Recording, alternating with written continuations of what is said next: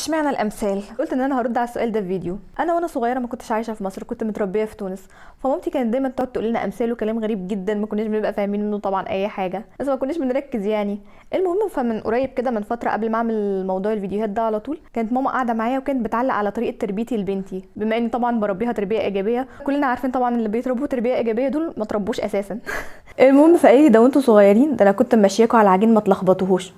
قلت لها مشينا على العجين ما نلخبطوش. طبعا هي قالت لنا الجمله دي كتير جدا وانا يعني عارفاها كتير، قالتها لي كتير، بس اول مره اركز يعني ايه نمشي على العجين ما نلخبطوش، ويعني ايه الامثال دي اساسا. يعني قعدت افكر طب هي ايه حكايتها وانا ليه اصلا ما دورتش قبل كده يعني ايه وايه اصلها. فوانا بدور وعايزه اعرف معنى المثل ده اللي انا ما عرفتش معناه اساسا ولا عرفت له اي حكايه ولا حاجه، قلت طب ليه ما في امثال تانية ممكن ناس تكون عايز تعرف حكايتها، ناس تكون زيي مش فاهماها برضه. فقلت ليه لا، يعني لو حكايه مثل او اصل مثل يعني عرفته كده ان انا اقوله في فيديو والناس تعرفه، اكيد في ناس ممكن تكون حابه انها تعرف حاجه زي كده. خصوصا وانا بدور في الموضوع ده ما لقيتش يعني حاجات كتير وسورسات كتيره ان انا الاقي منها الحكايات والاصول دي وبس.